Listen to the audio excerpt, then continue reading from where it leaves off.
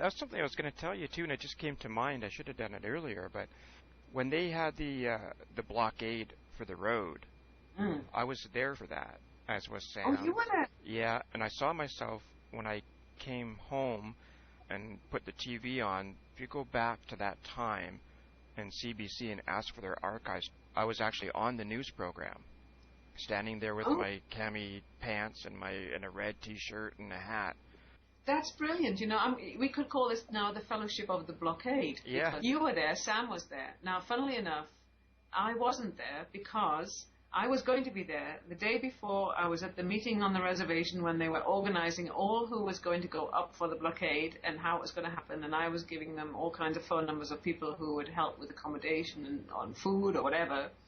And then I left. It was on the reservation, and I came out of the meeting, got into my vehicle, and then Uncle Charlie called me over, and he said, me and Lou, he's another Snipes guy, are going up to a meeting of the Union of BC Indian Chiefs in Kamloops, and we're going to talk about our situation, and I want you to come with me. And I'm going, oh no, I want to be at the blockade, but I can't say that to an elder. You do what the elders say, and even though it's not what you wanted to do, there I was, up in Kamloops, while you guys were on the blockade. Some people were quite annoyed at me because I wasn't there. You got to listen to the elders. Yeah, you got to listen to the elders, And then, also on the blockade, were Max Froby and Virginia Froby, his wife, the producer and director of the film. And you know what?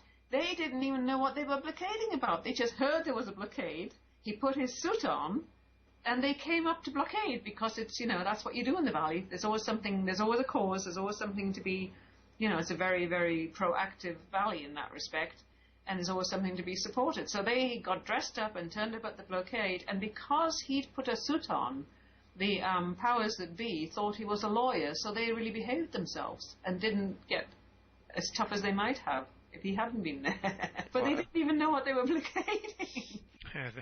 The funny stuff for us, too, is we didn't go there for the blockade. We were there before it actually happened. We were there with an elder, a Coastal Salish elder, and a friend of hers, to show her the site. And as we were camped there, we had been there, a few days before the whole hoopla started up. I lived not too far from the area, in my first place that I had in Pass Creek, so it wasn't that travel, but I believe we were staying in Sam brought us teepee, so we were just camped out there. I mean, we were just there to share with the elder the whole place, so she could do her prayers and do her ties and just, and then all this road business started on as we were camped there. So, of course, we couldn't leave now, and that's how we just, showed up to the site to pray and to give offerings, and kind of got drafted by the blockade. Oh, well, I'm glad because there wasn't that many people, and they were strung out in front of. There was women and strung out in front of those bulldozers. So I'm glad to know that there were people like you there, because I have no idea who was there. I know that Yellow Bear was there and a few more folk, but it was a very brave, courageous thing to do, that blockade, because it was so out of the way. I mean, the outrage down on the reservation at the meetings when they heard about the road going in was just so profound. And again, that's what brought them up, en masse eventually to just try and say, please respect this land, because we don't know if there's even burials in this part. There might be burials. And I was there when the archaeologist did half a day he was hired for survey of the area that the road was to go on. And he found features that said this was also part of the village. He said a road should not go here, and his report was buried until well after the road was built, was given the go-ahead anyway. It was just, that road was just extraordinary, because up to that point, the local people in the valley and the Sinixt had been working together to what should happen at the site, and had been working really well with a kind of view to something kind of like cultural education, experiential education, and the road just blew it all apart. It just blew it all out to smithereens. The whole, comfortably working together. I mean, now the Sinites are there. They are knitting themselves back into the community, and I mean, they've been involved in, there was uranium mining was slated for the Slocan Valley, and the Sinites spearheaded the protest against it, and it did get stopped, and now they're joining with the locals about these IPPs, these independent power projects that are going to dam all the little creeks, all foreign owned, and it's just frightful what's going on now in the valley, and they're trying to have, to get that stopped. And it's very interesting that the newspapers and the courts are all recognizing the Sinites, but the government is still just refusing to have, anything to do with it. It's a tragedy, really. They just won't acknowledge these people exist. They use all kinds of doublespeak. I mean, they have an excellent lawyer in the form of David Aaron in Nelson, who is, I believe, the son of one of the lawyers who represented Nelson Mandela. Oh, wow. The beautiful thing about him is he's doing it, I think it's pro bono you call it when you do it with a fee, because they have had lawyers before who've taken the money and just disappeared and done nothing for them. But this guy has said he doesn't want a fee because this case is so important. And the lovely thing is, George, is that this man not only appreciates the legal, political, social importance, he also appreciates the spiritual importance of it, because this is the mother tribe. These are the keepers of the order of life. This is the tribe that were the arbitrators for the whole area, for tribes for the whole area. It almost makes me think of Tibet, in terms of kind of take away the central core. And I'm not saying that was done consciously. There's all kinds of theories about why they were declared extinct.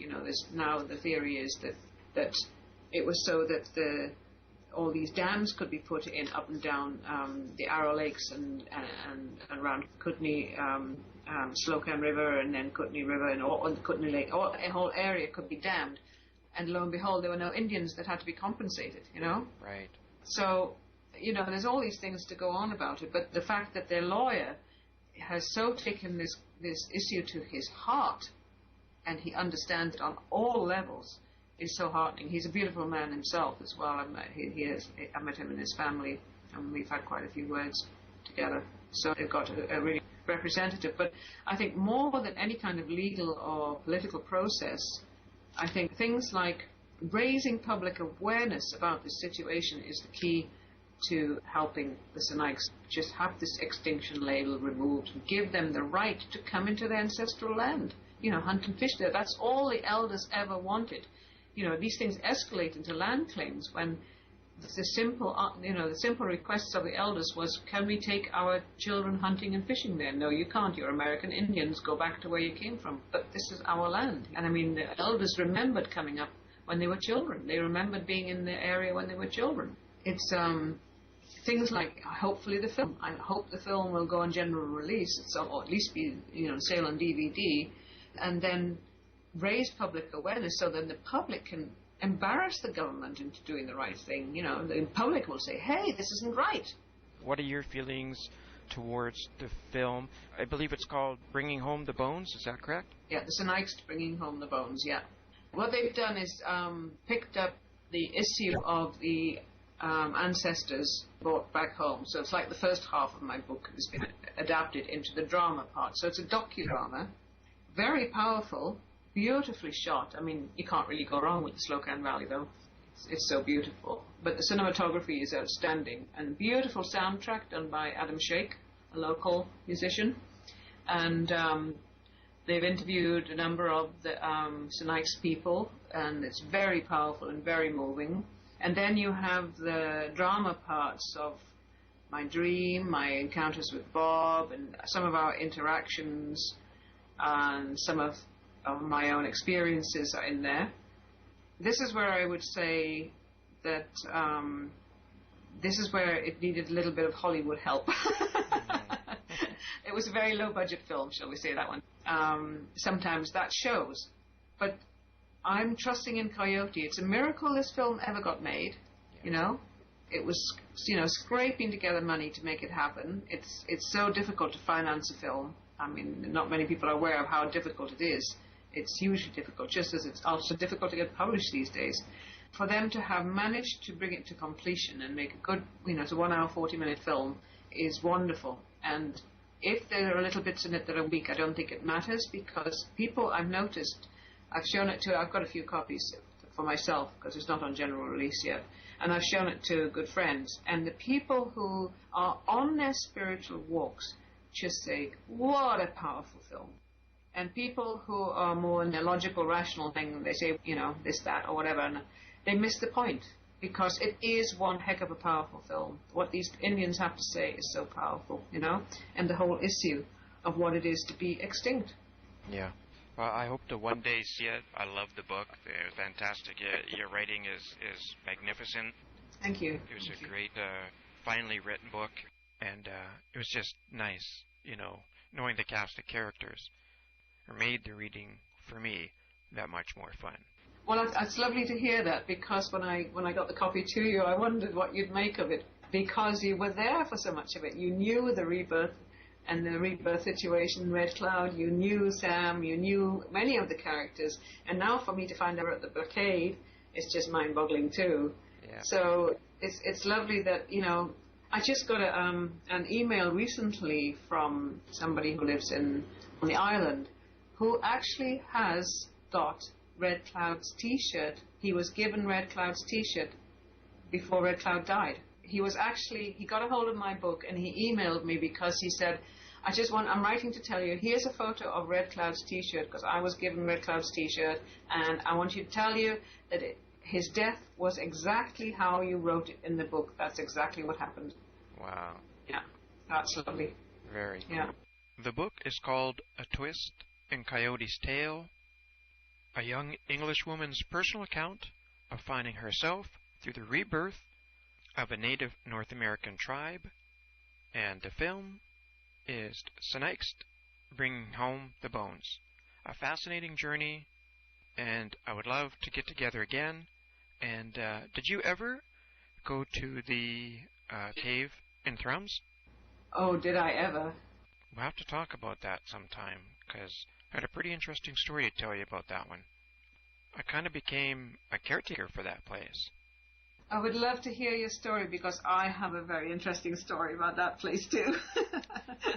You could not have one going there because of the holy smokes, what a place. I mean, that place has got such presence, just like the ancestral site in Valican, that 5,000-year-old Indian village. Yeah. You know, it is just a bunch of trees, stones, rocks by a river, and you go in there and you get transported. There's such a presence there. It's such peaceful and poised and pregnant, and that's how it is at those caves and thrums. They're just extraordinary places. So I'd love to hear your story, and I'll share mine with you too. Yeah, it's a good place. Well, maybe we'll do that another time.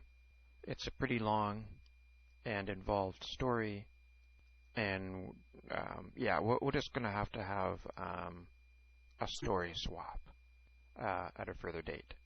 Okay, let's do that another time. For those that may want to get to know more about your journey and your story, do you have a website or someplace where they can go to find out a little bit more about A Twist in Coyote's Tale? I have a website. It's www.earthskywalk, all one word, .com. So www.earthskywalk.com. Awesome. And then you can also find out about what looks to be an amazing chakra garden. Yes, you can visit our chakra garden. It is amazing. I bet. There's many, many stories to tell about that too. And if people want to know more about the Sneakst, all I suggest is just Google Sneakst, S-I-N-I-X-T, and there's lots of information will come up and very good articles out there too. There's about 4 books now being written about them. Awesome. I want to thank you today for sharing some of your sacred space with our sacred space. It's always a pleasure to share sacred space. Thank you, George. And I hope you enjoyed our radio visit with Celia M. Gunn, discussing her book, A Twist in Coyote's Tale. Peace out.